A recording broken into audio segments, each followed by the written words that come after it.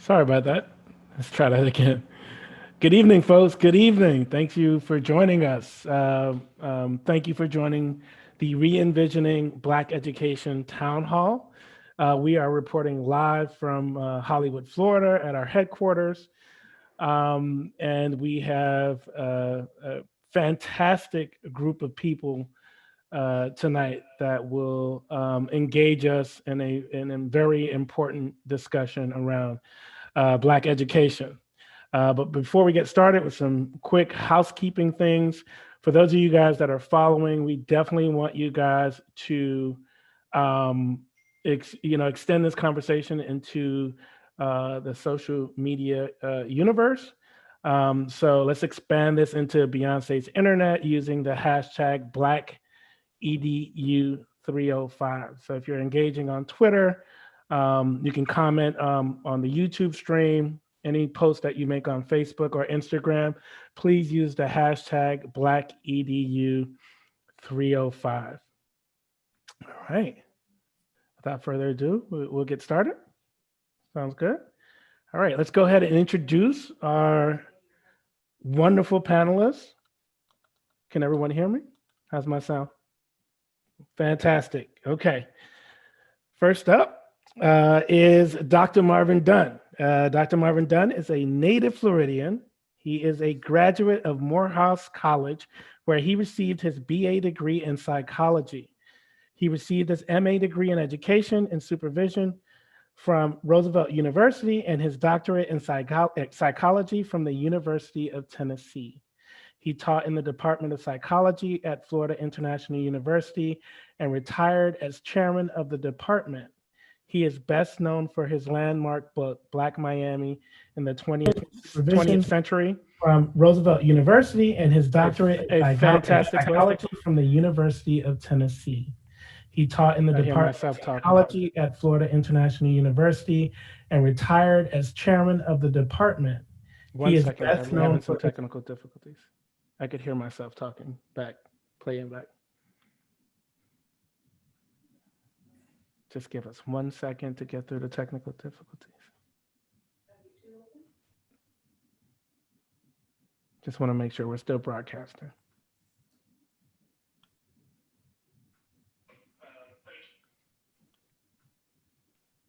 Let me know when. We're getting to the best part. That Black Miami book is such an important piece of literature for Miami locals and people abroad. It's truly a gift to our community. And Dr. Dunn, I can't stress enough how impactful that book has been to me. So I just want to say that while we wait for, are we good to go now? Good. I'm gonna start from the top. Okay, Dr. Marvin Dunn is a native Floridian. He is a graduate of Morehouse College, where he received his BA degree in psychology. He received his MA degree in education and supervision from Roosevelt University and his doctorate in psychology from the University of Tennessee. He taught in the Department of Psychology at FIU and retired as chairman of the department. A real boss. He is best known for his landmark book, Black Miami in the 20th Century. If you haven't read it, please do. He has authored several other books and articles on race and ethnic relation, and he currently lives in Palmetto Bay, Florida. Dr. Dunn, thank you for being with us tonight. Thank you. My pleasure to be here. Thank you. Thank you. Alexandria Martin is an English teacher at Miami Carroll City Senior High School, go Chiefs, where she teaches students how to think, not what to think, and is the 2017 MDCPS North Region finalist for Teacher of the Year. She graduated from Florida International University, pause up, with a bachelor's in English and minor in political science. She then obtained a master's degree in reading education at FIU. Outside of the classroom, she serves as a community service advisor for students who want to be change makers in their school and community. In addition to being a classroom teacher, Ms. Martin is also the elected designated building steward at Miami Carroll City, sits on the Educational Excellence Advisory Committee at MCC and is the chair of the Teacher Evaluation Joint Committee. Ms. Martin is one of the elected vice presidents of high schools for United Teachers of Day, as well as an elected delegate for the Florida Education Association, American Federation of Teachers, and the National Education Association. Ms. Martin is also a certified culturally responsive teaching trainer for American Federation of Teachers. And you guys will hear a lot from Ms. Martin tonight. Ms. Martin, thank you for being here with us. Thank you for allowing me to be a part of the conversation. Thank you.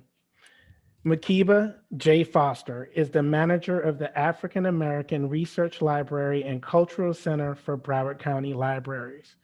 Makiba is an author, and her most recent piece appears in Library Trends special issue, Race and Ethnicity in Library and Information Science, an update where she discusses using library collections to promote historical literacy on the Black experience. She was recently recognized by Florida Library Association with the 2020 Award for Outstanding Scholarly Contribution and selected by Legacy South Florida Magazine as a member of the 50 Most Influential and Powerful Black Professionals of 2020. Makiba, thank you for being here with us. Very pleased to be here. Looking forward to a wonderful conversation. And I'm excited. Valencia Gunder, also known as V, is an enthusiastic community leader who has been branded as the modern day Fannie Lou Hamer. A Miami native, V is the founder and co-director of the Smile Trust, Inc. She's the co-founder of the Black Collective and the advocate in residence at Florida Memorial University Social Justice Institute. After Hurricane Dorian, Valencia and the Smile team expanded their emergency response outreach to the Global South with their One Bahamas program, providing over 3 tons of supplies to the islands of Bahamas in less than a week. After experiencing the tragedy of losing her goddaughter Jada Page to gun violence, Valencia worked through her grief and created a rapid response toolkit, LIFT, to help decrease police and intercommunity violence in Miami. Valencia was a leader on passing Amendment 4 in Florida, which restored the right to vote to 1.4 million Floridians and works alongside over 80 formerly incarcerated Black women to change legislation to assist with decarcerating women in the state of Florida. V, thank you for being with us today. Thank you so much for having me. We're super excited. Yes. Love the hair, by the way. Thank you.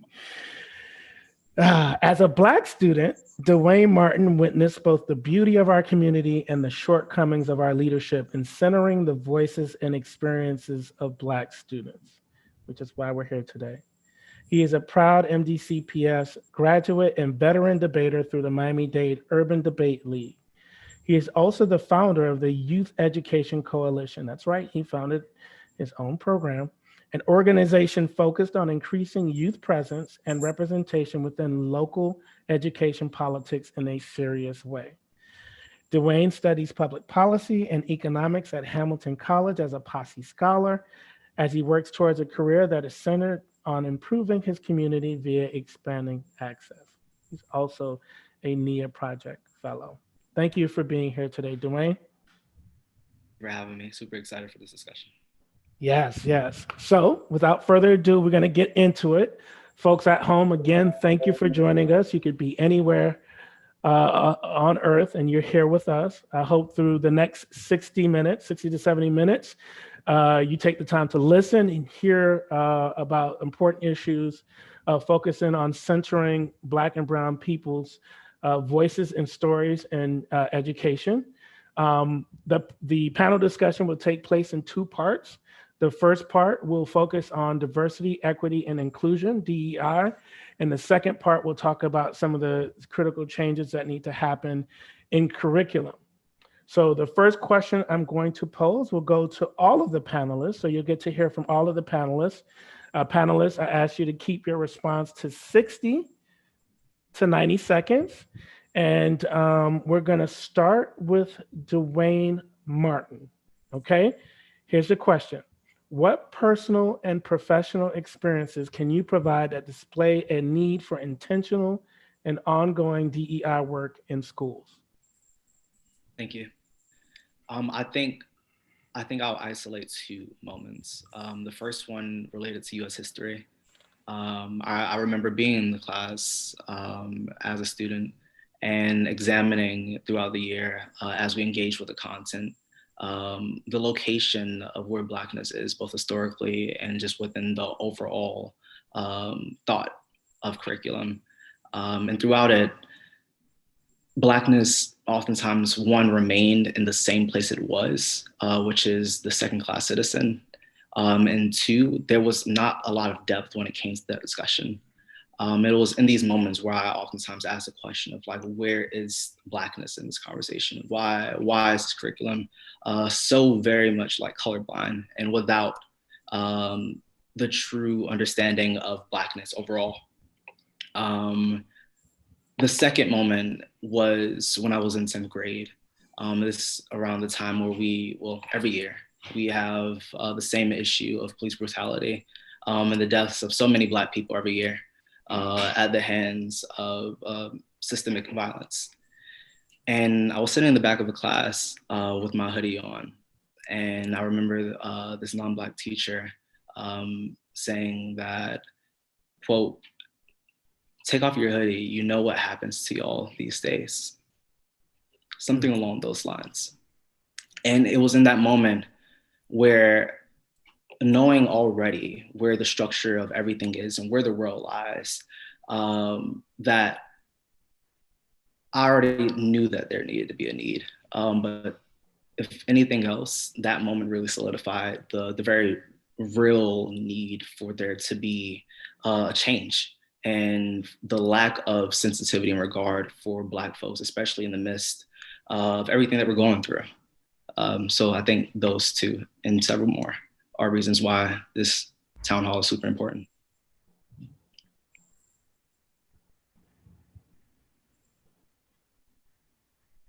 Awesome. So I have to concur with Dwayne. I had the unique opportunity to do something that most people don't get to do, and that's to teach at the same school that I graduated from.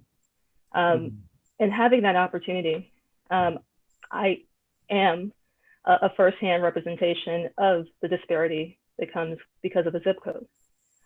It is unfortunate that when you attend a school in a specific zip code, the quality of your education, and not because of the quality of the teachers that are in the building, but because of the resources and access to resources are limited, you get a different education than your counterparts who are at more affluent schools. Something else that definitely stands out to me is that with schools with large minority population, the focus is not on diversity. It's not even on equity. It's not even on inclusion. The focus is on testing. We're trying to test kids to success.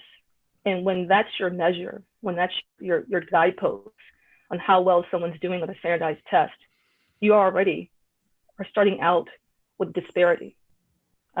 So I would say I definitely agree with Dwayne in his candid display of what he experienced, because I too went to schools where sometimes people measured you way before you opened your mouth. And that is a huge issue. That's a large reason why we're here having this conversation, because no matter how well we paint the conversation, if you live in one zip code, you get a different education than if you live in another.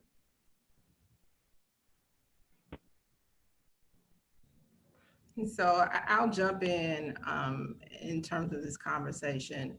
I think for me, my personal and my professional intersect in a lot of ways. I am of a generation where you were taught Black history during February, that's it. But it was the spaces like libraries and our churches that actually supplemented that kind of education, where you learned about Blackness in ways that you would never get in your formal setting. But me as a librarian and running a librarian, I understand completely that learning takes place also outside of the formal classroom, and that where libraries and museums and cultural heritage institutions, we have to be intentional about diversity, equity, inclusion. And if it's not a part of our mission and what we are striving to do, that we are just additional spaces that continue to reinforce this idea that whiteness is the only way to exist. And so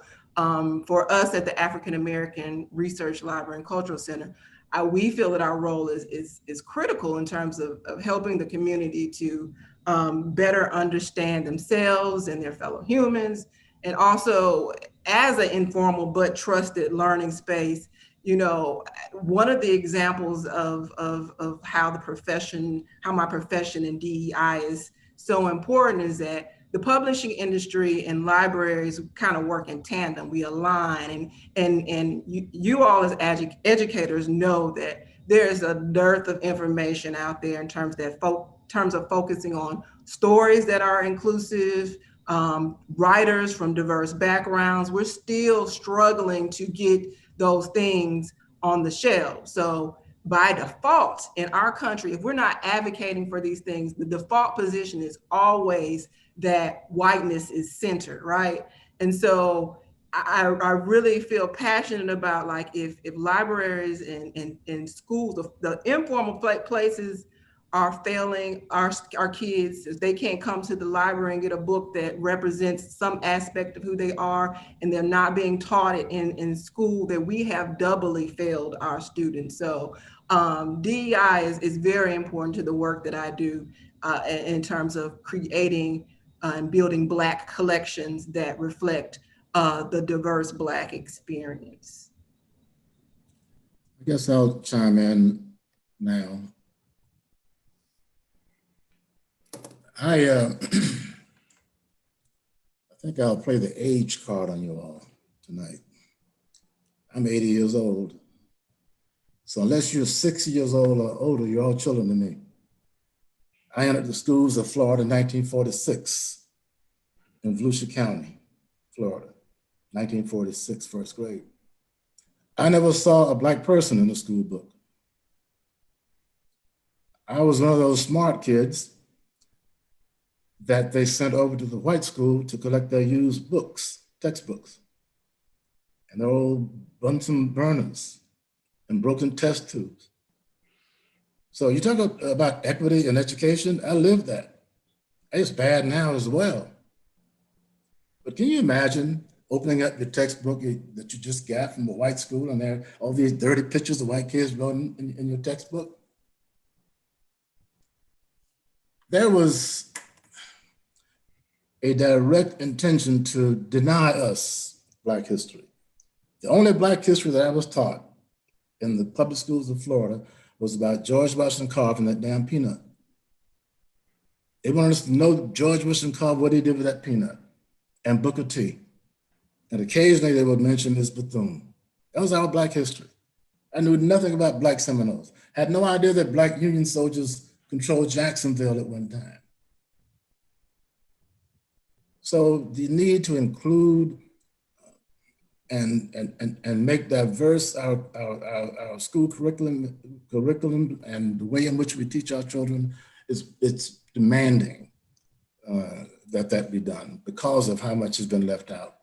And I could add a lot more, but I'll stop at this point. But let me just say, over the years, it has not gotten that much better. If you pick up a Florida history book today, it would appear that Black people were agricultural workers and maids. That's what history books show today of Black folks in Florida. So there's a long way to go. Thank you. Thank you. So for myself, just hearing the story from educators and recent graduates is really disheartening. Personally, I just finished reading a book by Hollis Watkins. It's called The Sankofa of a Movement, and he did a detailed story on the 1965 Freedom Summer. and what happened after that. And he did a deep dive. I didn't know he was this deeply embedded in the education fight in the South. And just listening to the conversation right now, and then just thinking about the book that I just finished about the educational apartheid, right? How it went from like segregation to now apartheid, and then like we're dealing with these same issues as it relate to our students, Black students in the educational system. And I'm also a product of Miami-Dade public school system. And honestly, you all, I didn't even understand that I was not getting a fair chance until I got to college. And you meet people who went to school in a more affluent community, or people of different racial makeups, and you realize what you did not have access to. And I find it so interesting that, especially here in Miami-Dade County, with so many of our students being of color, that we are even in this debate around how much of it is needed, what's not changing. That seems to be quite ridiculous. And I know I'm not a part of the educational system at all. Like, I don't work in the schools. I don't even have children. But when I do engage the system, or when I am called in to assist through advocacy, it's always so disheartening to hear about the conditions our children are in, not just even educationally and what's in the books, but also the conditions of the actual facilities that they're in, the access to materials that they may or may not have. And I believe that the DEI work should be at the top of the priority list, if anything, right?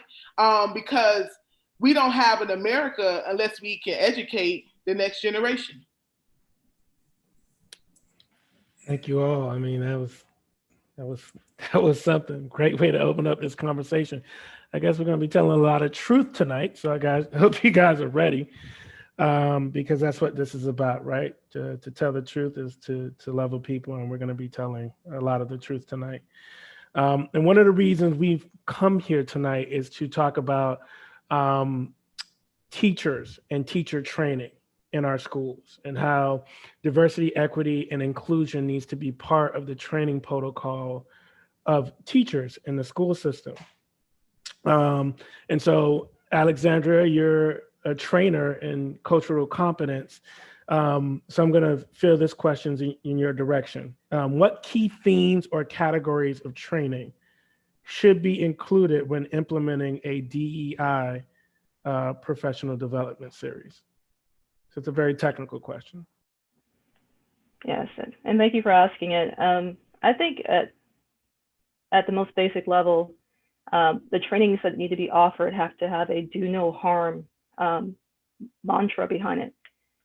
Making sure that what we offer to our teachers and to our support staff trains them to not do irreversible damage to students.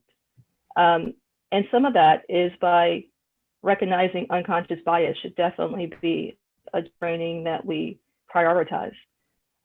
Because, and I emphasize unconscious, because I don't think that anyone goes into education, and definitely into educating students in minority populations, with a conscious bias. But we all bring something to the table, whether it's social stereotypes or unconscious beliefs, that could really do harm to students if executed incorrectly. So an example that I have in mind is that too often teachers correlate a student's name with a particular race. So if a child has a name that sounds, ethnic or Black, this has an unconscious sometimes impact on that teacher, and they automatically see that student as being successful or a failure based on those variables that are out of their control, as simple as their name. As educators, we must ask ourselves, what are our preconceived notions? What are our expectations? And do we, as educators, bring into the classroom things that frame our students in a positive light, and it doesn't tarnish their self-image? I think another training that is really essential is redefining gender identity. Gender identity can correlate with a person assigned sex at birth, or it can differ from it. But we too often bring biases, whether it's because we connect someone's sexual orientation to a gender, and we automatically alienate an entire class or a student, and definitely diminish their quality of education because of this defining them by their gender. And not just about a sexual orientation, but just in how we offer education to students based on their gender. We have a presumption sometimes that gender identity is connected to the sex one assigned at birth. And that's an outdated construct that we too often lean too heavily towards. When it comes to a person's gender, we need to go beyond that and focus on whether or not that person can excel just because they are present in our class. I challenge everyone on this webinar to look at our toy aisles. I think our education system is very much like Walmart's toy aisle, like Target's toy aisle, that we have very gender-specific education. Just like in those toy aisles, there's Legos and science geared towards toys for boys, and there's dolls or and easy bake ovens that are geared towards girls. The same thing happens in our education. Is ingrained very early that we move our kids to our young ladies towards English, and we encourage them to excel in those areas where we don't publicly encourage them to be more towards the STEM, towards science and math, whereas we don't put that emphasis in ways that I think would be positive to students, to really look at what they are passionate about, encourage them equally, and create those environments that are welcoming in education that is right now is currently lacking. Also moving toward equity. I shouldn't be able, as I mentioned earlier, to know what is the racial or socioeconomic demographic of an area or a school just because of its zip code. I shouldn't be able to know that if I'm in this particular zip code, that these particular courses will be offered or not offered to a student. Course offerings should not be segregated based on a zip code. And too often that happens in our school districts and districts throughout this country. So equity is offering equal access to opportunities. Minority students shouldn't have a disparate amount of AP and STEM offerings in comparison to their vocational and athletic offerings. Working in a school that's predominantly Black, we offer a disproportionate number of vocational courses, and our athletic programs are vibrant and growing consistently. Mm-hmm. But our AP programs and our STEM programs are lackluster. And I think that should be something that we definitely focus on.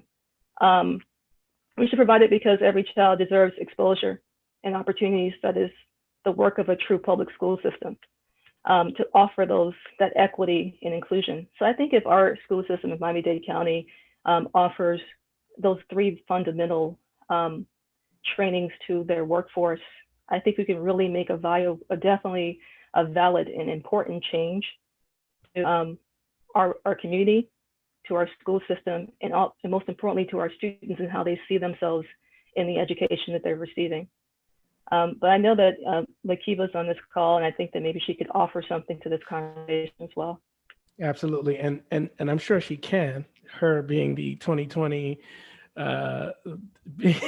woman with so many accolades and so talented and so beautiful.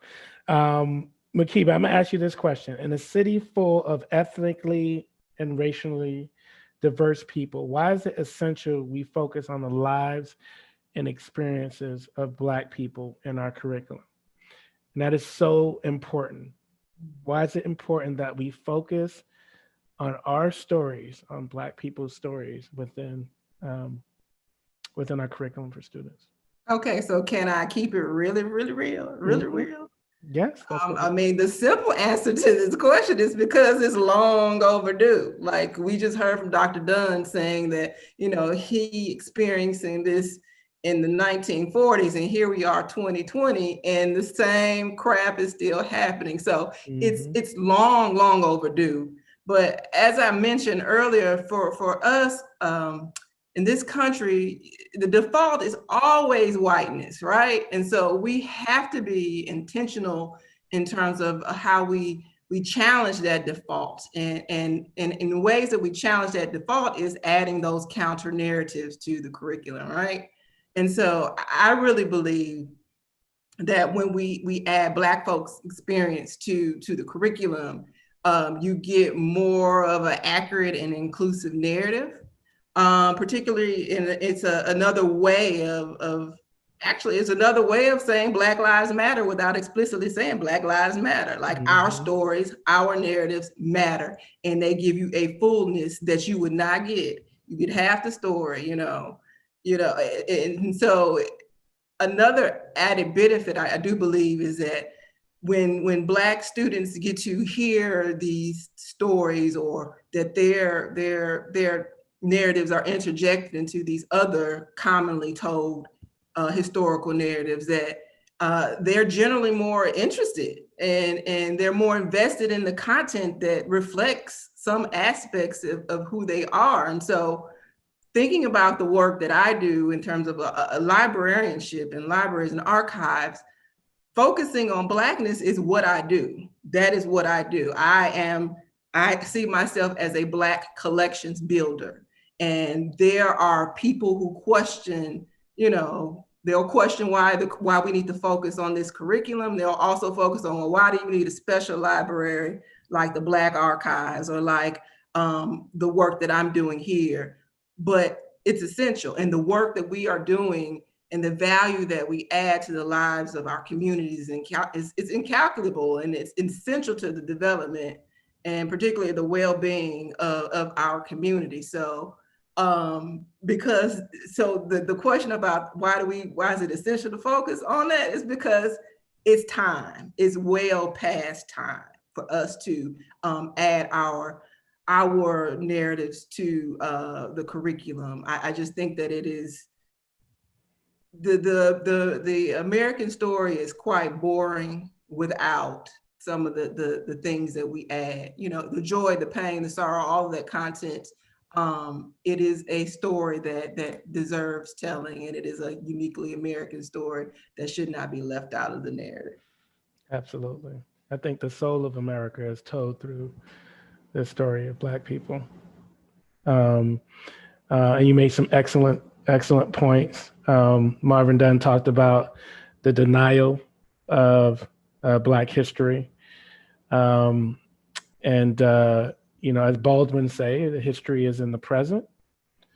And so there's a denial of our Black stories today.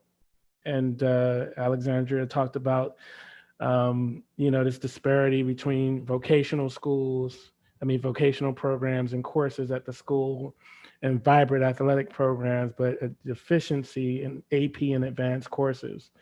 But that exists even outside of Black schools, where Black students attend predominantly white schools, and you see an absence of Black students in advanced courses in that makeup as well.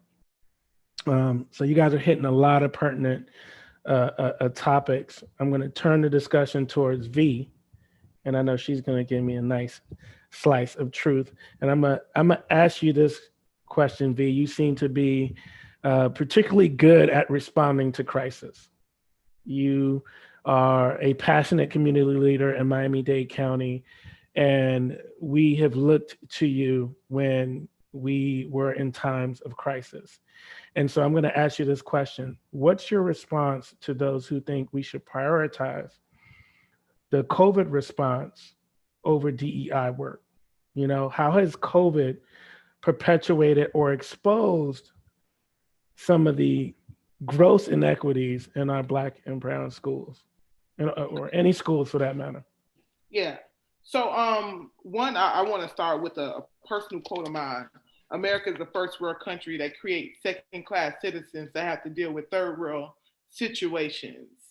COVID has shown that to be true over and over again inside the educational system, inside of our community, when it comes to food safety, when it comes to housing safety. It has shown it to be very true. We've seen the lack of access to education, especially technology, once COVID hit, right? I watched parents like, yeah, come to the school. You can get a laptop. That's cute. But if I ain't got Wi-Fi at the house, then this laptop means nothing.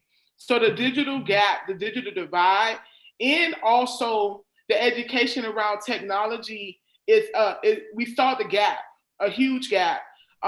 when it came to doing the virtual learning. I saw just my friends on social media complaining, and not just this school year. I mean, even when it had to shift, just like in the middle of the school year last year, I remember the day, and it's a few things that I think that we should do, so that we don't keep falling into crisis mode, right? And I'm thinking about it systemically, and I thought about the work that I was doing with some police departments some years ago, as it pertained to violence in our community, not just inter-community violence. We don't use the term black on black no more, y'all. Just want to give y'all that language. Inter-community violence and police violence that attacks Black bodies, right? So a few things that I was writing down. That's what I was doing over here as I was hearing my good sisters talk and listening to them. So racial equity analysis on all curriculums, right? That should be straight up and down. I don't know if it's happening, and if it is happening, it's not happening enough based off of what I'm hearing. Holding teachers and staff accountable when they violate racial and gender boundaries. That needs to something I'm giving some suggestions and some solutions. Implement social justice learning within the school. I believe I saw Dr. Bendros Mendigar was trying to get something like that done, and just to see the pushback that was happening, I don't understand. Why I was getting pushback. And then trauma-informed curriculums, right? Not only are our children being racially harmed in community and in the educational system, but also the traumas that they have to live with because of racism and oppression and poverty. We talk about that another time. And then restorative justice and de-escalation. I think also in the school system, and I see this often, where when students make a mistake, you have to be a special educator who just like find a way to, yes, hold a student accountable, but not be punitive with the student. And I think like it's sometimes, I can understand sometimes having to do the extra steps, right? Because I'm not in the classroom. But I also think like students just feel as if they're going to be punished to the furthest end of things for some of the most minor offenses. And I surveyed in 2017 over 850 students across Miami-Dade County, Black students, around violence and crime and education. And did y'all know 96% of these students actually were affected by gun violence before the age of 10 twice? Right? And then that person has to come in the classroom and deal with a racist curriculum in an underfunded, institution with a stressed educator, right? Because I believe all teachers are being overworked and underpaid. That's another conversation. But yeah, I'm just thinking about those things, and I don't know if some of those things have been implemented. And I'm more than sure some amazing educators probably on this platform with me today who have been trying, pushing, even if it's within their own classroom or their own school and on administration trying to do it. But I believe that these are some of the things that need to happen. And COVID is not going anywhere December 31st, y'all. We know that. And we know that COVID is going to take us years to bounce back from, even if they came out with the vaccine tomorrow, right? So what do we need to do to make sure that we okay moving forward and that our children have a real chance at getting what they need in this system? And I'll close with this, especially us being in South Florida, we are dealing with multiple threats, right? One, we have a large immigrant population here. So immigration during this time of COVID has been a very touchy thing. Two, we're in the middle of hurricane season still right now. Hurricane season not over to the end of November, y'all. We can get a storm, right? And then we're dealing with COVID, virtual learning, trying to get the kids back in school and different things like that. So I would like for our schools to be focusing on innovation, to make sure we're not here anymore, but we have to change systemically these racial issues that we're dealing with. And I mean, I could talk about the students, but even when it comes to our Black educators, as my sister has been an educator in the system for 17 years, I hear a lot and I see a lot just through watching her. And I just think that just systemically, it just needs to have a huge shift, because trying to change it by a little program here or a little project there is not going to be the thing. It needs to be an overhaul. A system overhaul. And I appreciate you bringing some of those numbers to us, V, and really concrete solutions. I hope that we, our school board candidates that are on the call and potentially school board members that are watching, you guys are listening. COVID is an opportunity to innovate and overhaul and refashion what we think schools should look like. Because COVID has shown that schools are vulnerable, and school as we know it is being threatened by a pandemic, an unprecedented pandemic. And like Valencia said, COVID doesn't go away December 31st, and the way we fundamentally do business within education has to change. It has to change, and it starts with some of this important work around DEI. My mom used to say I need to respect my elders, and so we're going to shift the conversation to Dr. Dunn, the elder in the group, and we're going to talk about curriculum. So Dr. Dunn, why should we now center Blackness within our curriculum?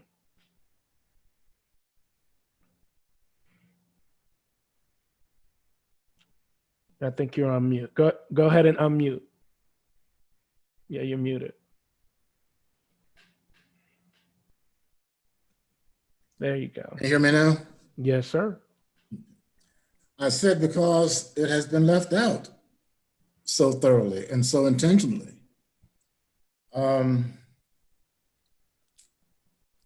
I have pondered why that's the case.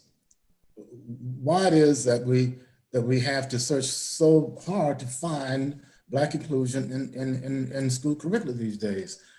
And a part of the problem, I think, is that if Black stories were told, if our stories were really included in school curriculum, these are very tough and painful stories, very hurtful stories, very violent stories.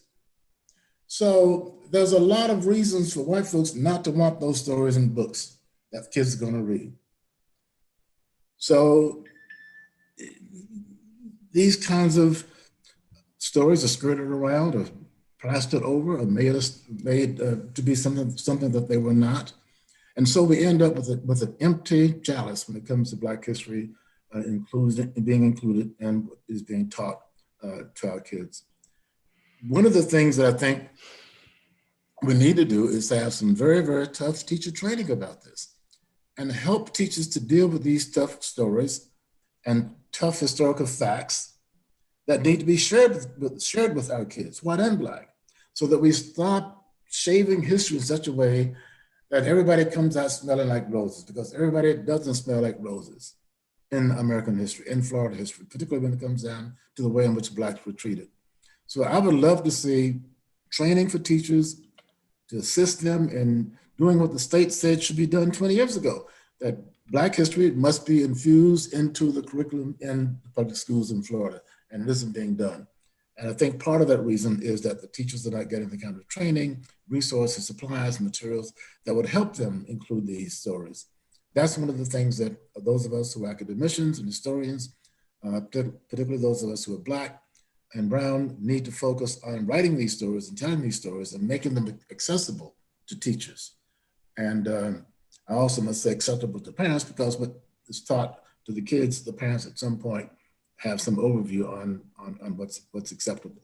So these things can be done, but it takes fierce planning and determination to tell the truth and let our kids know what happened fully across the historical spectrum. Dr. Dunn, what measures can be integrated in a school curriculum to truly indicate if the curriculum is inclusive? What are ways we can measure if a curriculum is inclusive? Well, look at what's being offered in terms of learning materials for the students. Are they being given materials that were prepared or written by Black writers and academicians and scholars and scientists? How do school districts select textbooks? How do they select the kinds of things that are placed before the students to learn from? These kinds of questions, I think, have been left unanswered when it comes down to the lack of inclusion of Black researchers, writers, storytellers in the materials that our students are given. And that's a responsibility I think that school boards need to take much more seriously. What's at risk if we don't make the shift? What's at risk? What's at risk if we fail to make that shift to make curriculums more inclusive? We will have generation after generation of kids who don't understand each other's history and who don't understand each other's pain and who don't understand the obligations that we have as a society to correct the ills of the past. You'll have an insensitive generation followed by an insensitive generation that will be at war with each other over our various ethnic conflicts that have survived for centuries in this country. The only place that this can be done, but two places, but the main place where this kind of transformation in thinking and feeling should happen is in the public schools and in the churches. And I place more confidence in the schools and the churches.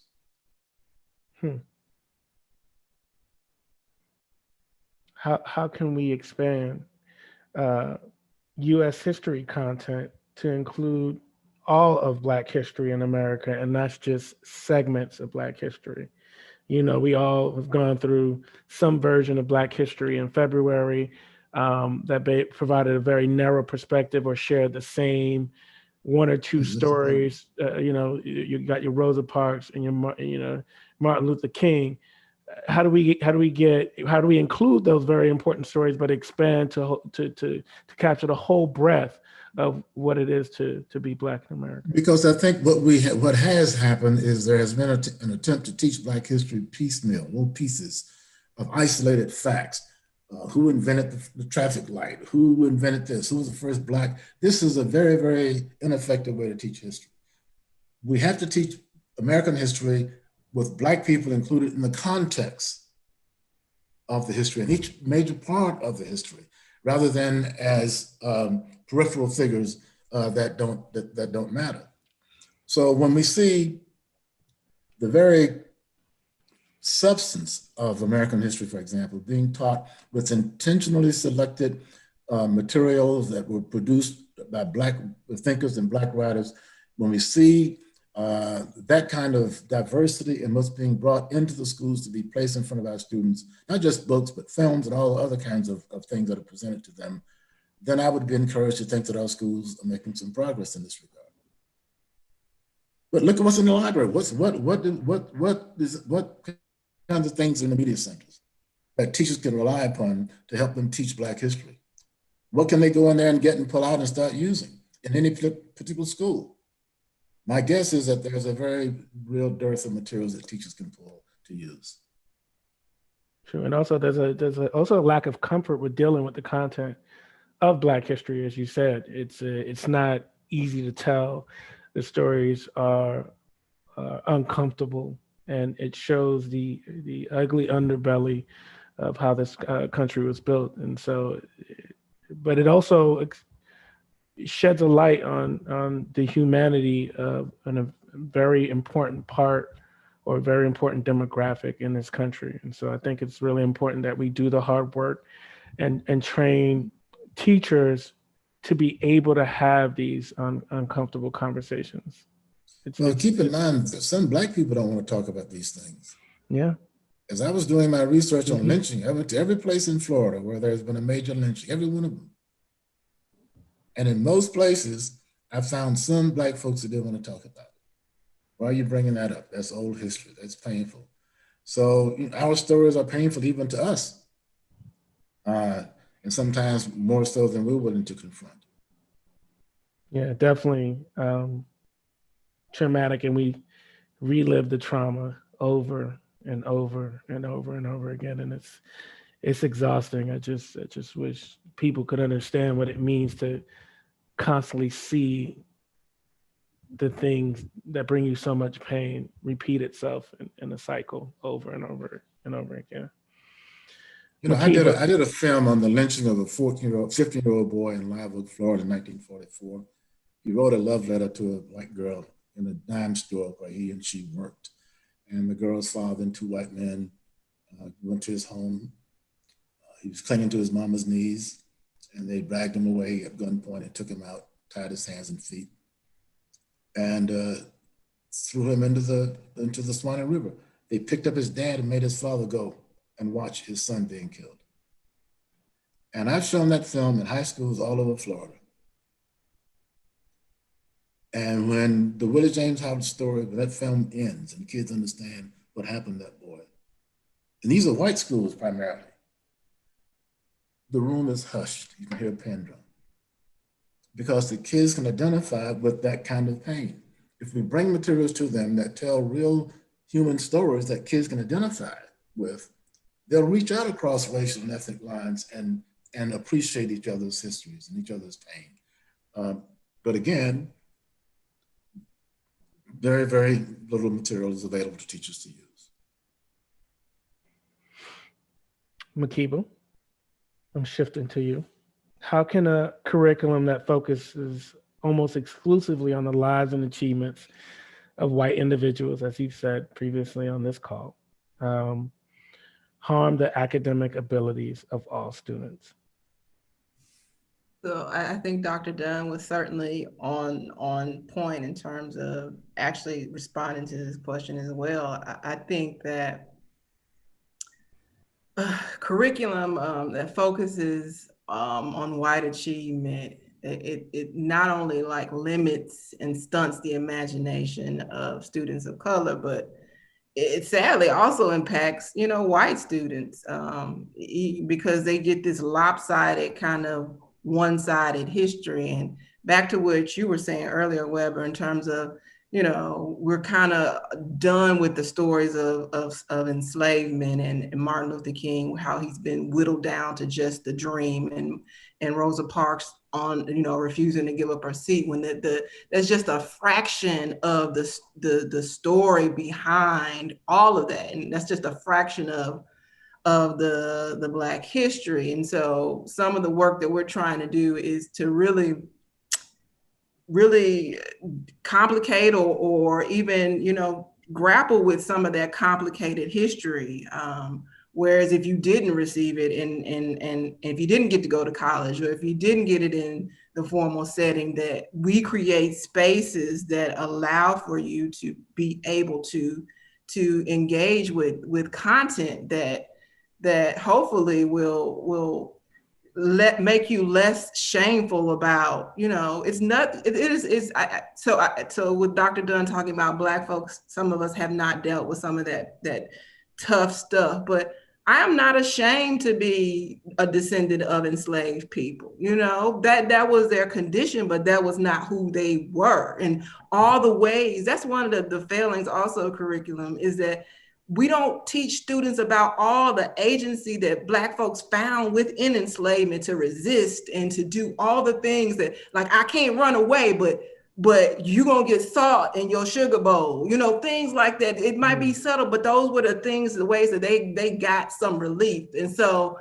I think that, sorry, I'm getting like really passionate, but I think that this question also kind of speaks to the cultural phenomenon, this current moment that we're living through right now, in terms of how popular culture can actually create avenues to really think about how we can change curriculum, particularly just the phenomena of the wildly popular Black Panther, and rest in peace to Chadwick Boseman. But just although there's like these fictional, it's a fictional story, there are lots of factual things that were strategically put into that narrative, to where like this was like a boom to me for teachers and to change curriculum. And that like all of the kind of like the STEAM and the STEM content about girls being, scientists and engineers and all of that, and that,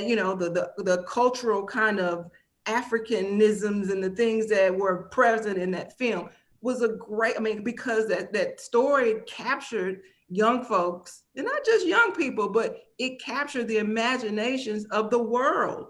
And so I really think that we have all these we live in a moment where information is accessible. And if we're not lazy and if we are intentional about changing curriculum, there are ways to figure that out, right?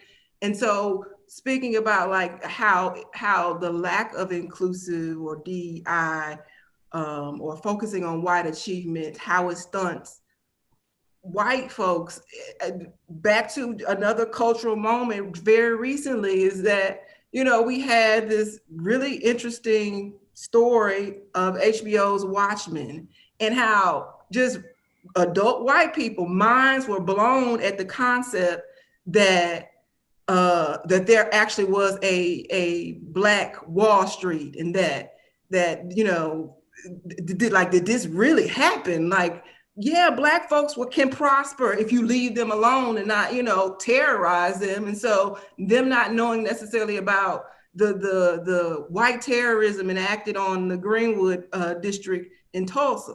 And so but that's the downside, where if you don't actually create opportunities for people to understand achievements of people across the board, that you limit folks' imagination to where white folks only, if they don't engage with you, the only thing they understand you as being is a descendant of a slave, right?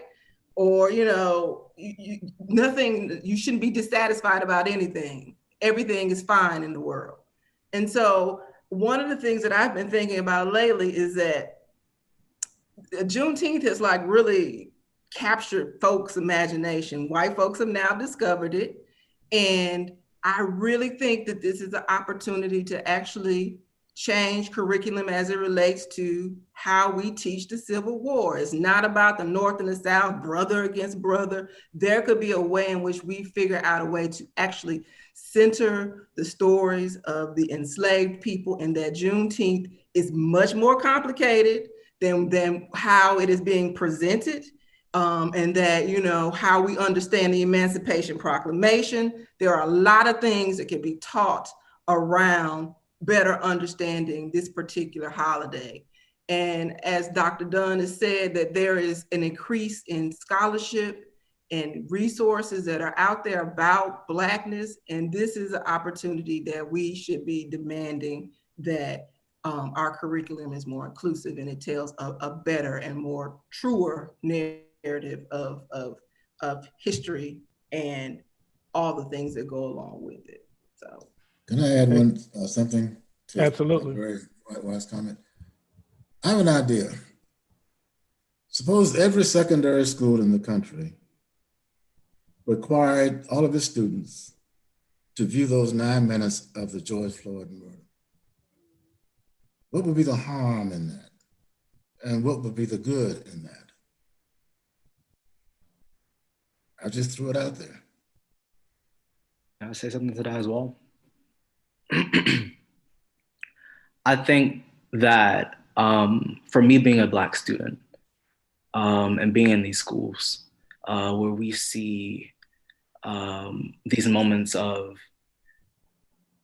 individuals making a joke out of moments of terror for Black folk, where I'm being called a nigga every day by non-Black kids, like, and it's normal, right? I have a problem with non-Black students examining my body being slaughtered every day already, and then that becoming a lesson.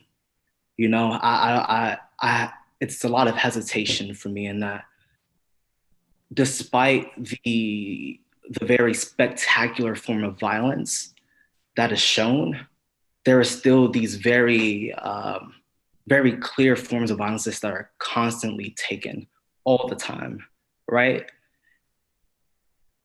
I think it drags away from what needs to be done.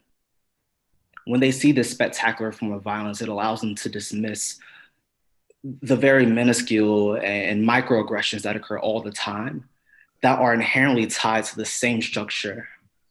I don't think. And we Oh, I'm But we sorry. exist in, yeah, we exist in this world right now where every single person has seen that already, and they're bored of it. Board Right of now, this. yeah, they're bored of seeing Black death because they see it all the time, and there's this libidinal like economy that is constantly invested in whenever they see these images of Black death.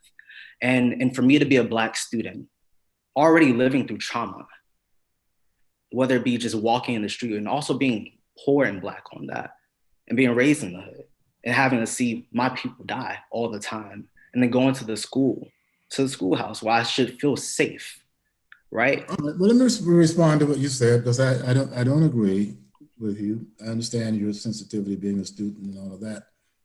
I don't think the Floyd murder was spectacular in the sense that you're using that term. It was more than that, because it touched so many millions and millions of people. It wasn't the sort of spectacular way that people were lynched in the past, and I could relate to cases like that. But no, this was different. And the reason I made this suggestion is that that particular murder was transformational for millions and millions and millions of people in terms of what they came to appreciate about what you, as a young Black man, might expect from a police officer. I just think that as a Black person, you too have to face these difficult stories and the pain of what happened in that particular event and others. So no, it may not be easy for you to do that. And maybe you see all white students as being, would be racist and would not understand, but I don't think you're right about that. I think a lot of people, kids your age, I think a lot of young people would be as touched by that event as was the world when it happened. And I think rather than burying that film and not letting future generations see it, I think we should make it a very prominent part of American history. As painful as it might be for you as a Black student to look at it, I think it should be done anyway. I understand where you're coming from. However, I think that the idea of showing a spectacular form of violence and it being impactful to people is now outdated. We exist in a time where people see that all the time. Like right now, we had a case most recently where a student at Miami Springs had a meme of a person who looked like George Floyd under a rat trap with some fried chicken, right?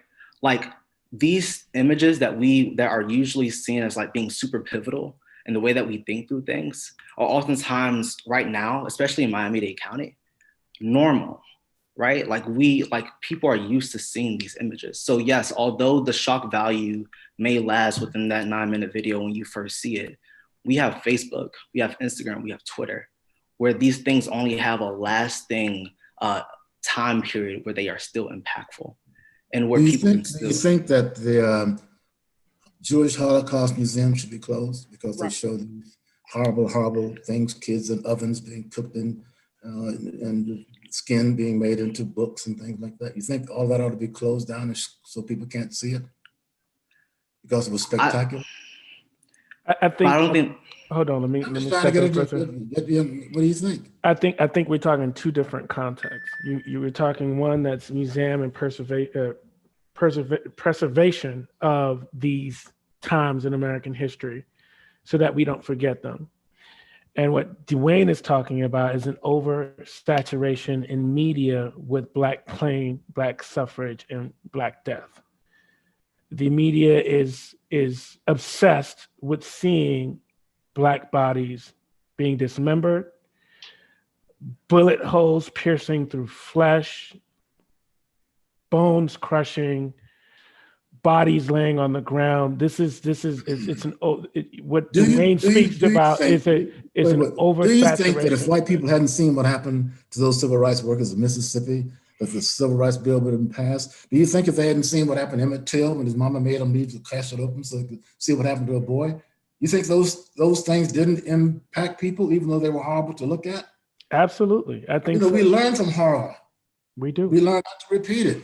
So I don't know. I think, as a matter of fact, I'm making a point of telling these stories and preserving them.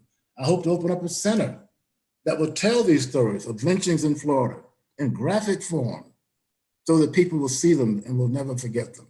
That's my mission right now. saving these terrible stories of lynchings in Florida, putting the bodies right out there. Anybody over 16 years of age to be able to see it, to see what they did to our people. So yeah, maybe the media overdoes it, but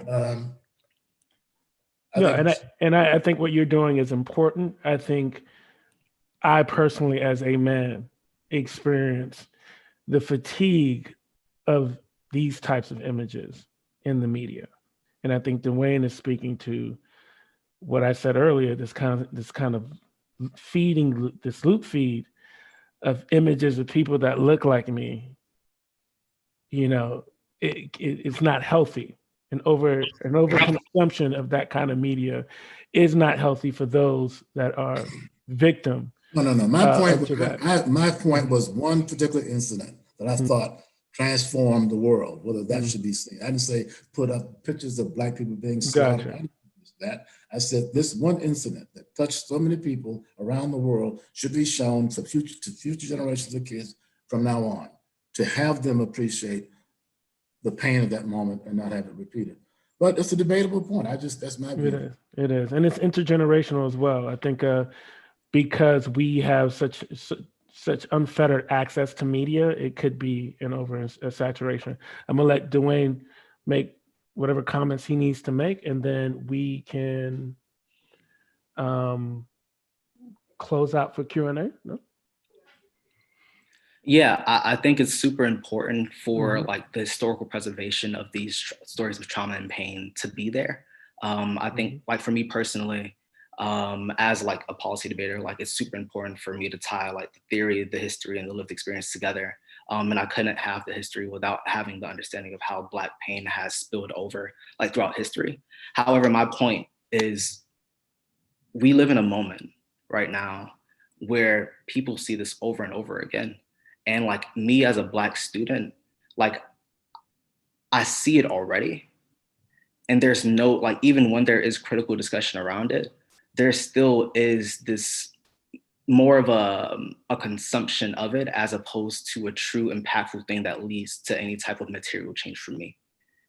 And operating in the spaces of people who, like even the highest tier of students who can like process these things like at a more critical level, like there still is this weird orientation that is consuming this narrative as opposed to truly using it as a way to move past or move beyond, right? And when we're idealizing policy and when we're thinking about these moments of whether it be Emmett Till, whether you're talking about like whatever like historical moment, like we have the body of Emmett Till being murdered and we have like the image of the freedom fighters being murdered, but like there are several things that still happen after that that still show the lack of regard that people have.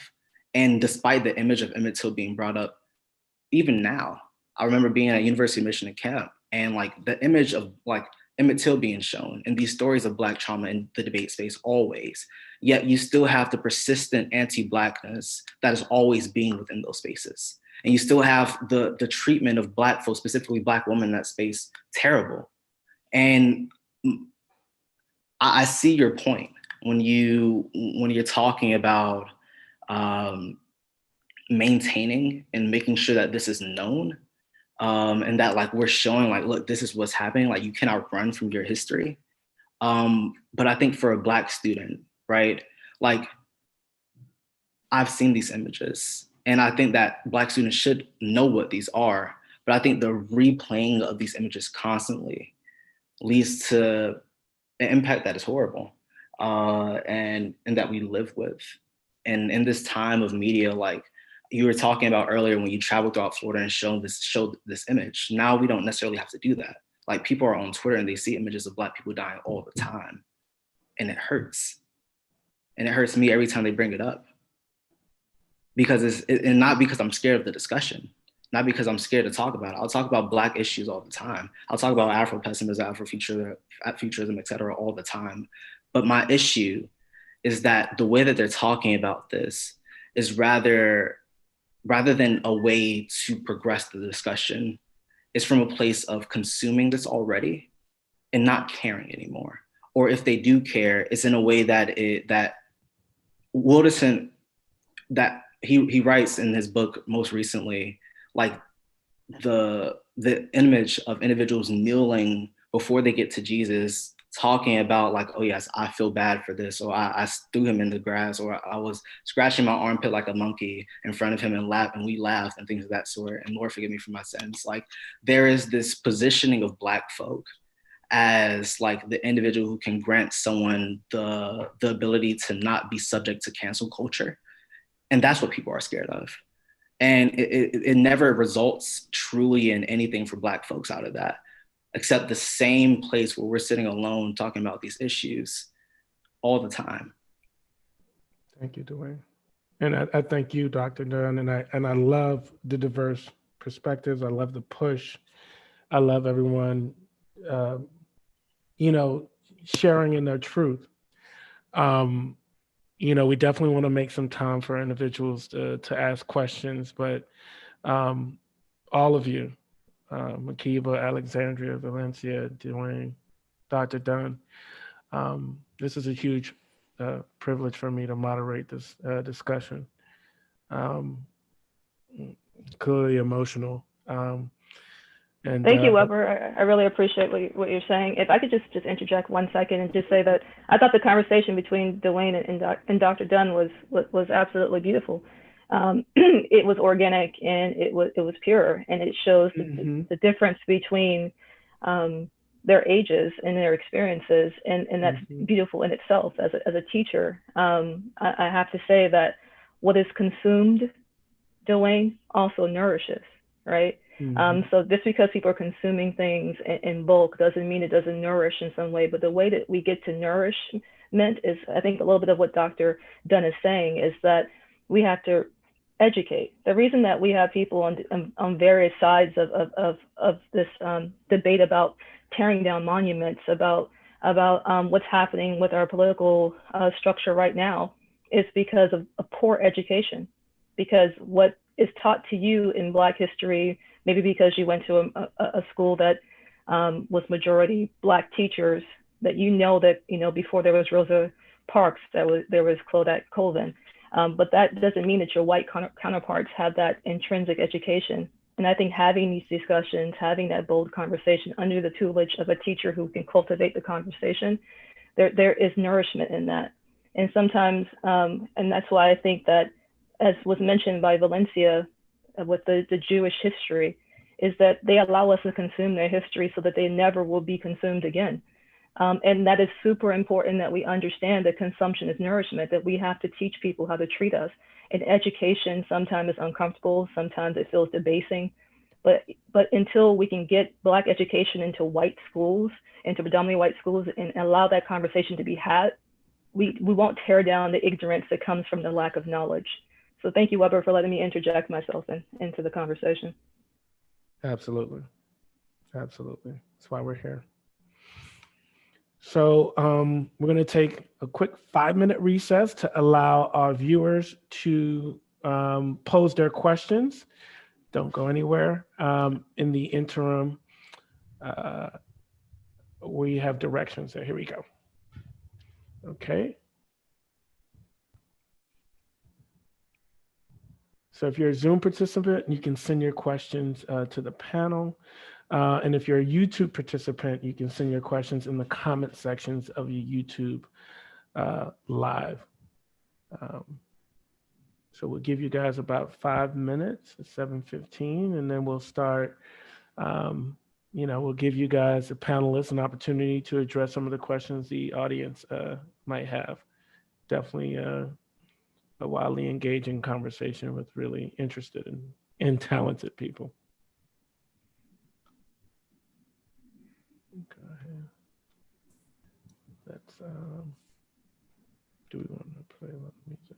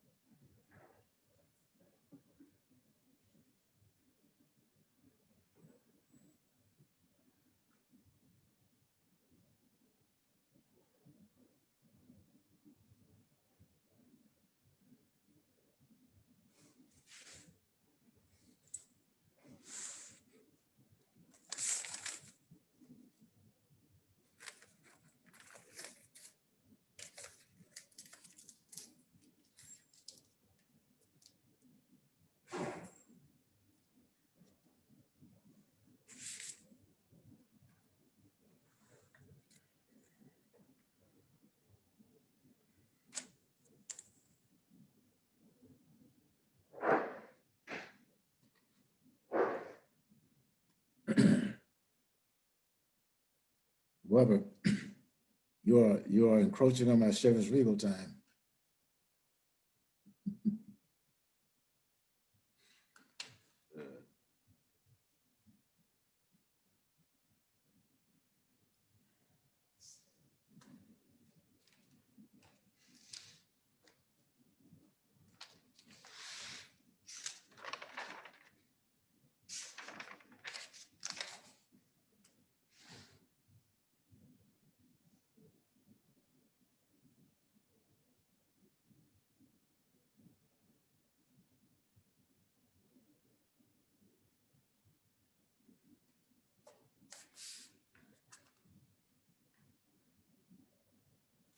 Dr. Dunn, did you hear what I said? You didn't hear what I said. No, I didn't. What did you say? I was on mute. I said, I still got you for another 30 minutes, so hold on with me, okay? It's all right. We'll manage. That's the people got questions they want answers, okay? Sometimes I answer them better with a little shot of Chevy Regal, to tell you the truth. That's true. That's true. I agree. A little bit more honestly, I'll tell you that. I don't think you can get more honest than you are right now. Dr. Dunn, I do believe when I visited the Legacy Museum that they highlighted that story of the young man who wrote the love note to the young lady and was lynched. Willie James, yes. Yeah, I feel like I remember reading that story along one of the panels at the. Very, very sad story. I've been to his grave maybe a dozen times. What part of Florida was that again? Live Oak. You know, one of the things that you know, I'm a recent transplant to Florida. It's been really interesting in understanding Florida's history with lynching and how, like, so many lynchings happen in this state, and the idea of southernness. I'm originally from Alabama, and you know, this idea that, you know, Mississippi, Alabama, and Georgia and other places, you know, had their fair share of lynching, but to find out that Florida was tops. Yeah, you were more likely, if you were a Black person living in Florida, you were more likely to be lynched than a Black person living in Mississippi or Alabama. Florida was terrible, in part because, you know, it was so late being developed. After the Civil War, these Confederates came in, and it was a terrible, terrible period. Mm-hmm. Guys ready? Audience ready? All right, we're back. We got a few questions from the audience, and these questions are open-ended questions, so panelists, you could take a crack at them. And so the first question from our audience is from school board candidate Russ Rywell, and he is asking of you all, what is the first thing you would advocate for if you were on the school board? What is the first thing you would advocate for if you became a school board member? Oh, may I? Go ahead. Smaller classrooms, much smaller classrooms. If you start just with that one change, teacher-pupil ratio, the greatest predictor of student progress is that matchup. Of course, quality of the teacher, but that would be my one main thing. Thank you, Dr. Dunn. I'll go next, and then I'll pass it over to the educators. I would personally advocate for carbon monoxide detectors in all schools. About 2 years ago at Carroll City Elementary, 5 students rushed to the hospital, carbon monoxide poisoning, no detector in the school. That's a huge thing, that our children be breathing in harmful chemicals in our school. So that's something, I know that's something that's not a part of curriculum and stuff like that, but I really believe the condition of the actual structures is a huge part of it too. Like a cleaner school, living, working environment is super important to me. Could I mention one more? Oh, all right. One more. I would give super bonuses to teachers who work in difficult schools. I mean, super bonuses to those teachers. Make it worth their while. Mm-hmm. I think that's a big plus that should be put into place. So battle pay for teachers, smaller classrooms, carbon monoxide detectors, and Makiba, what's on your list? I was always told to talk what I know. So what I know is library. So for me, I would, and I feel like I've been saying this all night, learning, teachers can't do everything, and learning also has to take place outside of the classroom, right? Mm-hmm. And so for me, I would advocate, because what we're starting to see is people are just, school districts are getting rid of school media specialists, so school libraries. I believe Dr. Dunn had said something about like, what are the books in the libraries of the school? So if we're talking about creating curriculum that is racially competent and those things, we have to make sure that the content in those libraries that hopefully you're encouraging your students to go home and read are books that reflect or are racially or DEI competent. And so I would say you make sure that you have a school librarian in the school library, because I do think that kind of collaboration between teachers and the school library and media specialists can create some really good opportunities for students and engagement. So save libraries. One more And if I suggestion. was okay. Hold Go ahead. on, I'm sorry. hold on, Dr. Duff. Go ahead, Alexandra. No, I think if I was a school board member, I would definitely advocate for, of course, diversity, equity, and inclusivity, as much as more so than we focus on STE and human capital. I think that needs to be the priority. We have to recognize, as if I was a school board member, that we have just like we gerrymandered our areas in order to vote. In us doing that, right, and those creating that gerrymandering, we also created gerrymandered schools, and we have kids who live in silos that do not, although they live in one of the most diverse cities in this nation, arguably, they have no idea what other people are experiencing that's outside of their little small circle, because we did that to our schools. So I would say that, because that's this reality, that we have to make sure that we prioritize diversity, equity, inclusivity, and that we allow kids to understand that just because someone doesn't look like you or speak like you or act like you, that they are important and valued. And that is what the books, like Makiba said, that's the education that we provide. That is making sure the teachers are comfortable to provide education, and that's about Black kids, about Hispanic kids, without stumbling over the content. It's important that we're not afraid, that they're not afraid to do so. And the only way that can be done is through the school board. So I'm glad that our school board members are posing that question, because I hope that's one at the forefront of their agenda if they're placed in the position to do so. There's a book I would recommend, actually 2 books I would recommend in every Florida school. One is A History of Florida Through Black Eyes. I happen to know the author of that book. Mm-hmm. I wrote it. And Black Miami in the 20th Century. I recommend those 2 books. The first one I mentioned covers the history of Florida from the arrival of the Spanish all the way up to the Civil Rights Movement. So I would recommend that those books be placed in the libraries and be made available to the teachers for helping to teach Black history. And I actually agree with that, Dr. Dunn. I've read Black Miami, and I've also read The Beast in Florida, which is your book on lynching, but I haven't read History Through Black Eyes yet. But both of those books are revelatory. But I'll throw it out. Mm-hmm. Dwayne, school board member, the newly minted school board member Martin. What would be first on your agenda? I think the first thing I would put would be a higher emphasis on Black and Brown students' input in a more serious way. So that means qualifying the student advisor to the school board as a voting member. And that also means adding Black and Brown students to committees on the school board. Tangible stuff. So school board candidates, school board members in attendance watching. That was a bit of a cheat sheet from our wonderful panel here.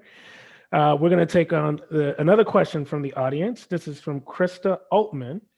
She says, what needs to happen for genuine and sustainable change? As educators, the educators on the panel, what support do you need from the non-education community? What support do you need from the non-education community? I think that education starts at home, right? So if we're going to talk about the non-education community, the first teacher of every child is their parent. So parents need to definitely support the initiatives of DEI at home, because kids are just mimicking the lack of experiences that they're having within their home. So I would say that if I'm going to target any community other than educators to help me with this, it would definitely be the parents, because I can't do my work unless you do yours.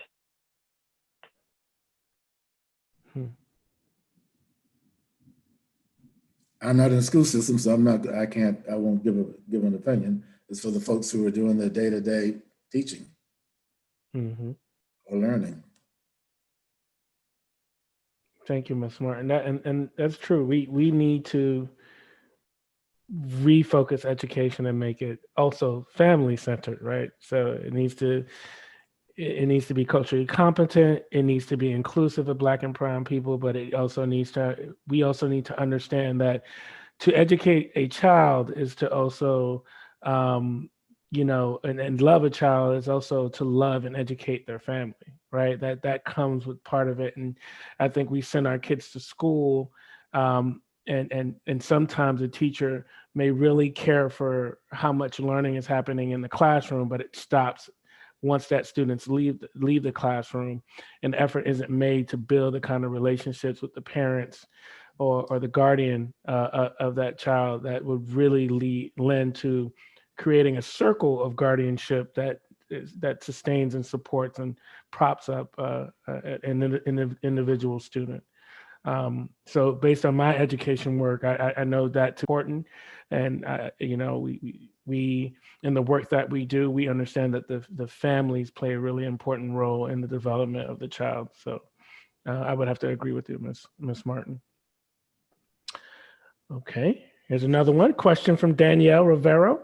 When it comes to African American Black education, how much emphasis do you think should be placed on national, hemispheric, or regional state narratives? It's an interesting question.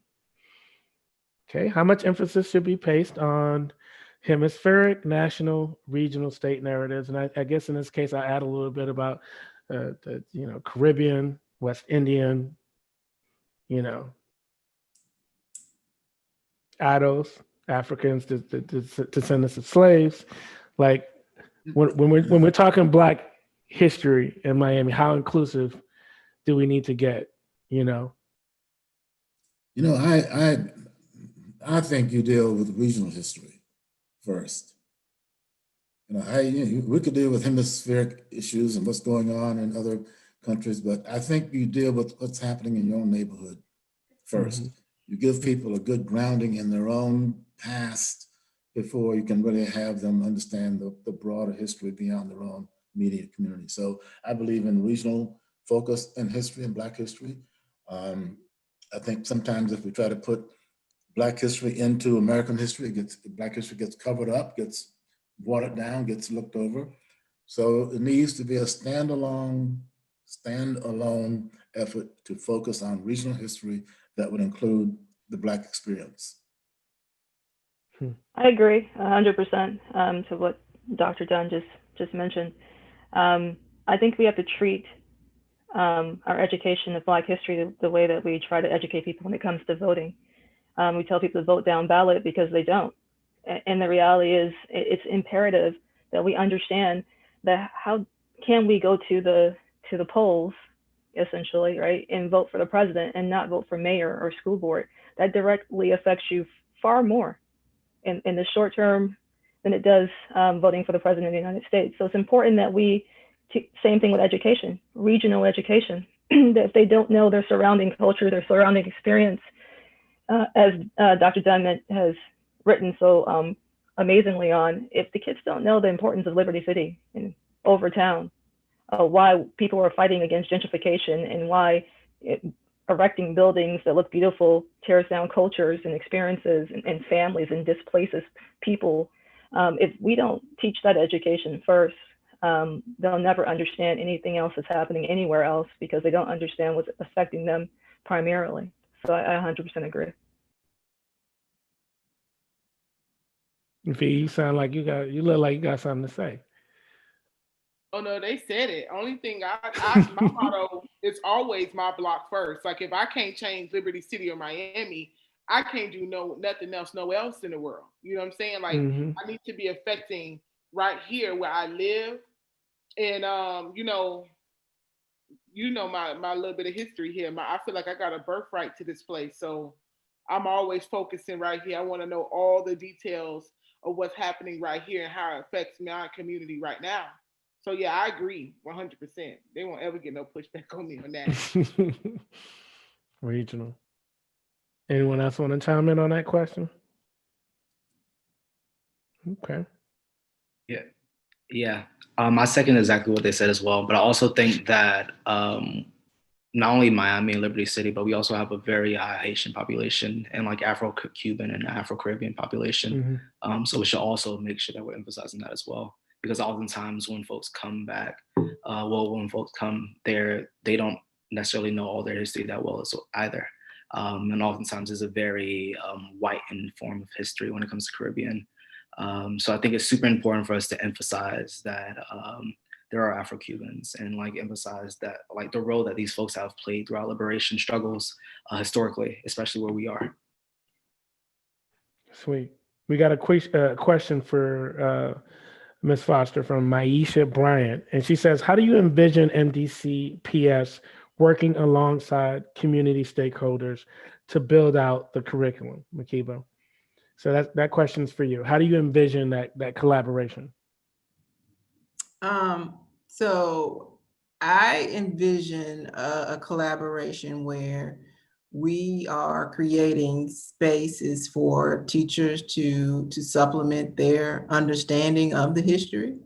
And so the content that we have talking about like a really local kind of perspective, like our archive. And, you know, we're in Broward, however, there are other spaces in Miami that also can supplement that. But like there are, the stories are there. And so it's just a matter of how do we create a collaborative to where we get teachers buy in to say, you know, whether or not there's some kind of credits or something, if you come in and understand and start to work in the archive to actually build a curriculum around this particular content to bring back to your students. But I do think that there is opportunities. I am new-ish to public libraries. I actually come from academia. And so there were always NEH grants where you had summer programs where teachers came in and they used the library and they focused on a particular part of Black history. We've got to figure out how to do that in public spaces more, where, you know, it's local and folks don't have to travel across the country to be able to understand the content to be able to bring back to their students. But certainly, if I don't say anything else tonight, libraries are natural partners for teachers. And our work is always to do outreach and to get people in the space, but also we are reimagining libraries to expand outside of our building. There, you know, there are libraries without walls, and there are opportunities for us to really create like this not network, but some way to where we can catch, you know, and not let kids fall through the cracks. So whereas if we understand what you're teaching in the classroom, we can also make sure that we build programs in the evening to when they come and they are the latchkey kids or whatever, they're just in the library after school until it gets dark or till we close, that we have content that's in the space that's also supplementing whatever unit that you all are doing in the classroom. I think that there's opportunities. I know we're all overworked, underpaid, and seem like we don't have enough time, but if there is an opportunity for us to collaborate in a way that, you know, you're gonna get this learning. You're gonna get this learning one way or the other, whether it's in the classroom or whether you come to the library in our after school program. re-emphasizes what you get. I think that is a safety net that we can try to put in place. So I would say you should be reaching out to your local libraries and asking them, what kind of reading list have you put together about diversity? What kind of diverse books? Because I will say this, my profession is very white, and back to what I said, the default position is always going to be about whiteness. So if you're not challenging these folks in the libraries to actually put books on the shelves that represent the experiences of the people that they're serving in the community, they're not going to do it. So I would say figure out ways to reach out to your local library to say, or either just make connections with it, because there's some young, passionate librarians out there that are really doing the work in terms of diversity, equity, inclusion, and they would welcome an opportunity to engage with students to where they know that the work that they're doing is also supporting the work of the teachers in the classroom. Thank you, Makiba. Ashley Chambers is asking a heavy one, you guys, and I need a response from the responsible ones on this panel. There seems to be many misconceptions about pro-Black movements, such as Black Lives Matter. In your opinion, what is the best way for us to combat these misconceptions and communicate more effectively? Got to start. Go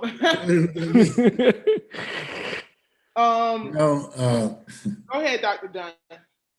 I think, unfortunately, what has happened with the Black Lives Matter movement, which is incredibly powerful, wonderful, is that it has been hijacked by extremists, and it has also been hijacked by an idea, which I don't want to get into an unpopular discussion, but the idea is defund the police.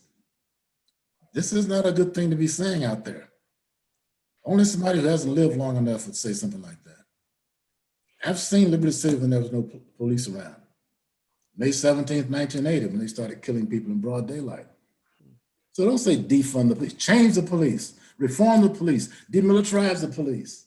But defund the police, that slogan has cost the Black Lives Matter movement dearly. And there's no point to it, there's no gain to it. And it's an, I think, unfortunate attachment to what is a beautiful movement. I want to say a few things. One, the misconception is usually stirred by non-Black people usually, and that's exactly who co-opts this movement of Black Lives Matter, especially white folks who claim to be allies. That's a huge thing that has happened to that movement. And also Black Lives Matter, you have an organization as Black Lives Matter, and you have the movement of Black Lives Matter, right?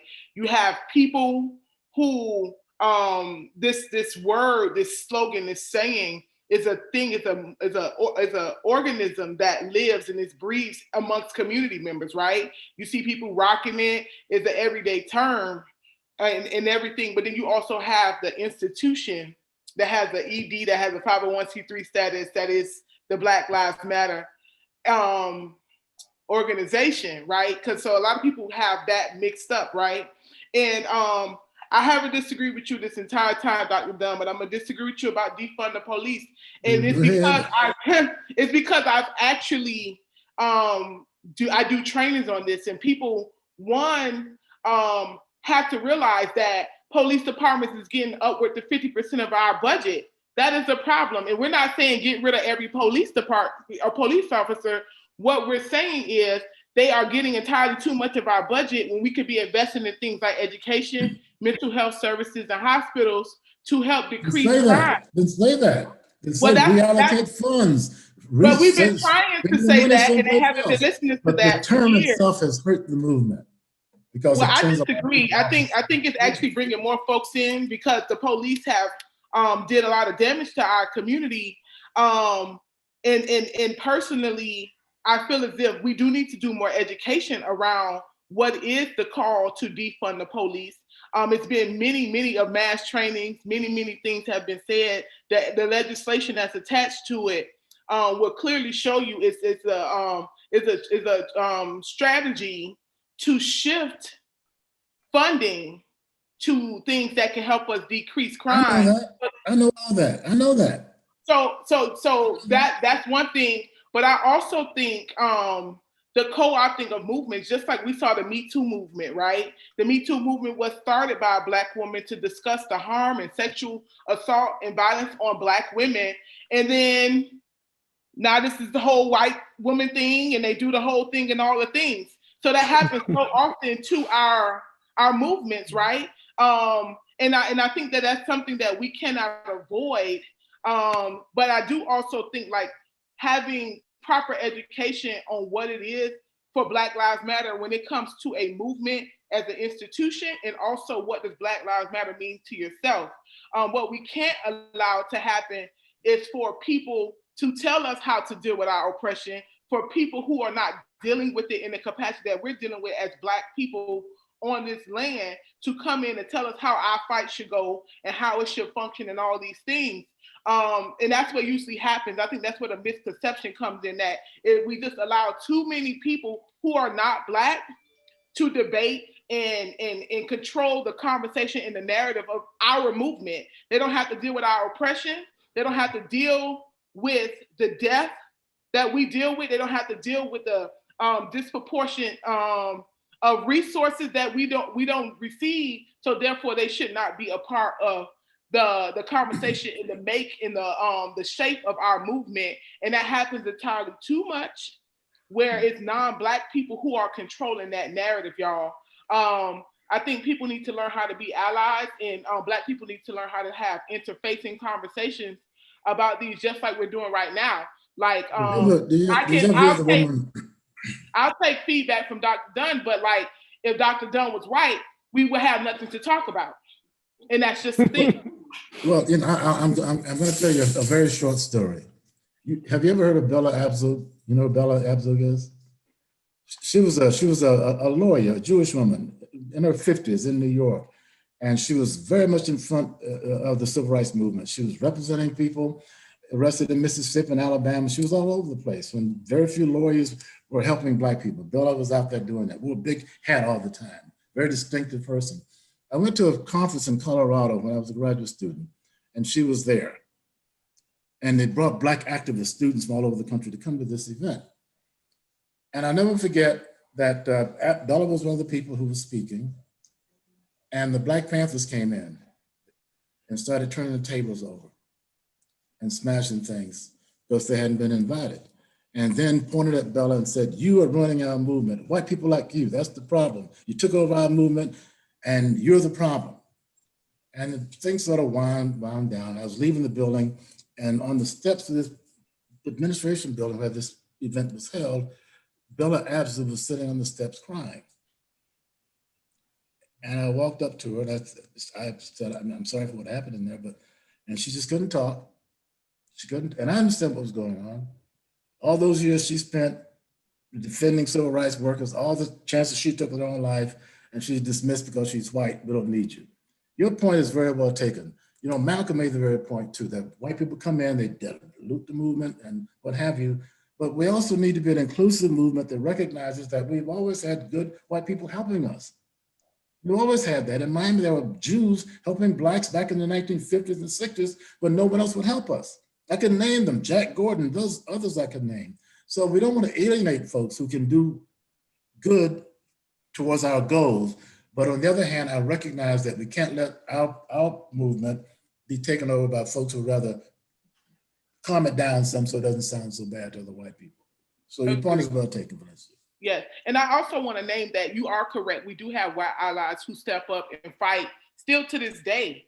I know a lot of folks who be on the front line, but also like I think what this person is asking, like this misconception of our movements, like the wide narrative of what's happening, that is exactly the problem, like the white people are taking over, not being of an allyship like the woman Bella, because I know many of white people who do that, right?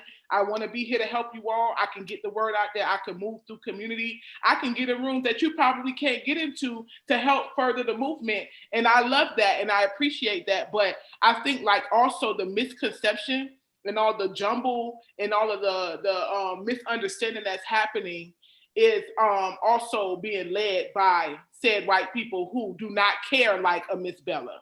Mhm. That's what I'm saying. Absolutely. Well, if I can interject, I'm not sure. Go ahead, Ms. Martin, quickly. Oh no, I was just saying that just really quickly that I don't think that, to answer Ashley's question, I don't think Black lives will matter really until our textbooks say they do. And that's really an important part of just to put out there, is that if our history isn't being told in every classroom across this country, that when someone says Black Lives Matter, it's a vacant void of nothingness, because it has no connection to their soul and to their education. So Black lives won't matter until our textbooks say they do. And that's a perfect way to end this town hall meeting. You know, my name's Weber Jerry Charles. I'm the director of student achievement for Breakthrough Miami, and I was asked to be a moderator of this incredible group of people. And when I saw who was on the panel, I couldn't turn it down. So I'm here today in service of you all and the viewers out in the community.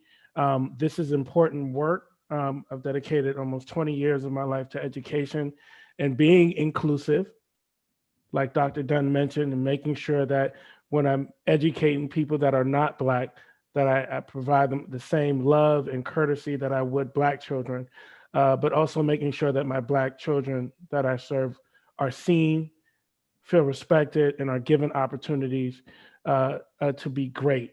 We talked a lot about making sure that our stories were included, that they have context instead of being used as peripheral matters or accessories. That's really important. There is a whole world of colors and variations of plants that we have not been able to experience because we have not allowed the Black story to be told in its fullest sense. And when we allow the Black story to be told in its fullest sense, there will be new colors that we discover. There will be new flowers that we discover. There will be all types of, inventions and forms of art that will come to pass as a result of allowing those stories to come to surface. And so I appreciate all of you that are watching tonight for joining us. We are here today because of Miami-Dade Public Schools 2020 Rookie Teacher of the Year, Kaylin Lee. She has brought us here together to have this meaningful conversation. And she's standing in her fire. She's standing in her fire. She's standing in confidence. She is standing in her fire. She is telling her truth because she knows this is important. And so I want to go ahead and shut my mic off and let Kaylin talk. Hi, everybody. Well, everyone. So I'm Kaylin. And I'm Zahira. And we knew that this was something that was important. As teachers, we're both fourth-year teachers in the classroom, and we definitely see disparities within our classes. We see disparities within the curriculum. We see disparities when we walk the halls of the buildings. And because of this is the first step, having a conversation about what's happening on the day-to-day and historically. And the problem is that a lot of the conversation that we're hearing, the dialogue that's happening, some of these trends are continuing. Some of the things that Dr. Marvin Dunn has spoken about in person, some of the things that he talks about in his book, which I highly recommend that you purchase it. We're seeing some of these same things happening. We're not saying that change is not happening, but we are saying that we have a lot of progress to go. For us, it was more about not making it an echo chamber. We decided that, yes, we wanted to have this conversation, but the next step was going to put action items in place so that we can actually make these changes that we want to see. And it's obvious even from the people who are on this call that students want these changes as well. So we're asking everyone on the call, we're asking our panelists, we're asking the moderator to please join us. We have a petition that we are going to be circulating, and we would like it to gain traction so that people can see that there are children, that there are teachers, that there are parents who would like to see Black history told that is not whitewashed, that is not apologetic, that we would like to see teachers have DEI training, diversity and equity training. Yes, just to add on before we show you the petition, the first thing that we want you to know is that we are in an election season right now, and we're not only voting for the president, the next president of the United States, you're also voting for your school board members. You're also voting for your county commissioners. You're also voting for so many people in power. Our power does not solely lie with the national government. State power is so important. And if you are using your vote, if you have the right to vote, if you have the ability to vote, if you have the age that you need to vote, make sure that you're executing that right, because so many people before us made sure that we had that ability. They went through so much in order for us to have that right. And it is your right. The second thing that I want to tell you is that this is not the first conversation that we're going to have.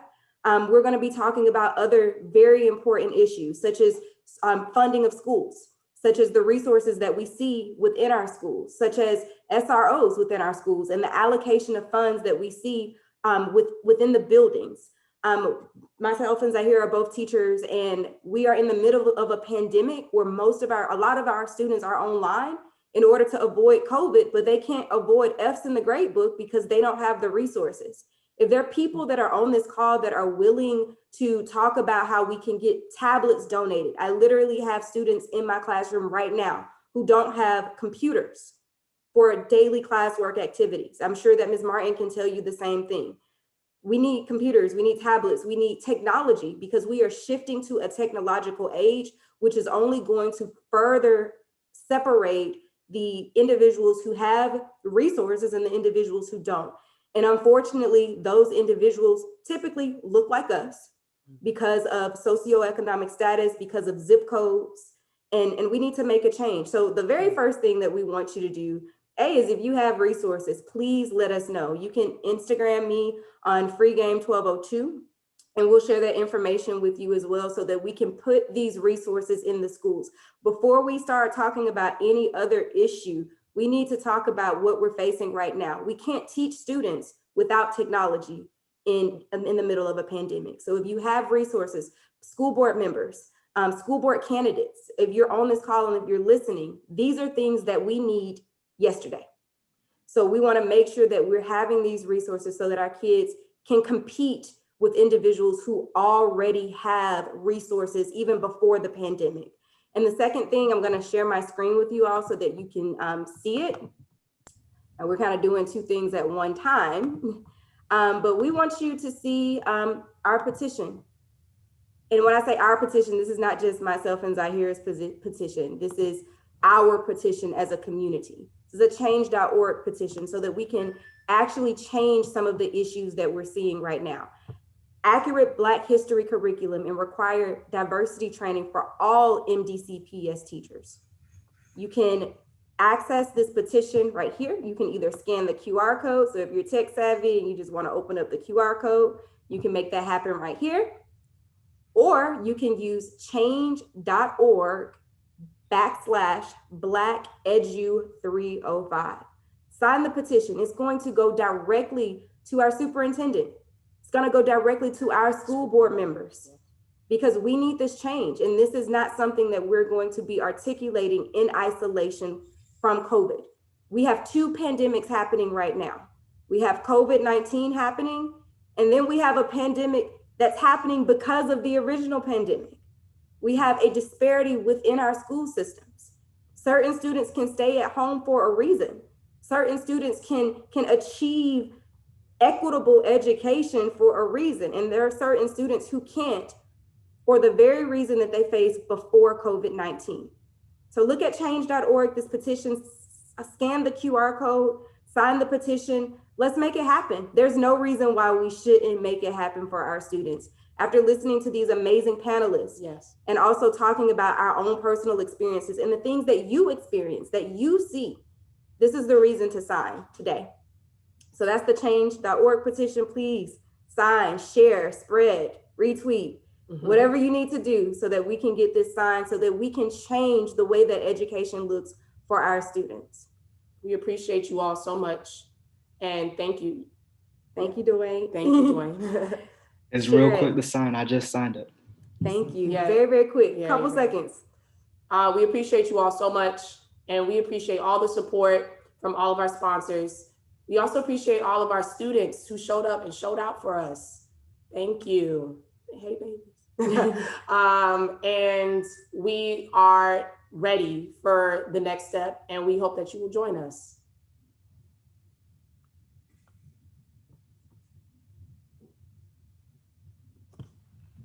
With that, thank you for coming out. God bless you. Good night.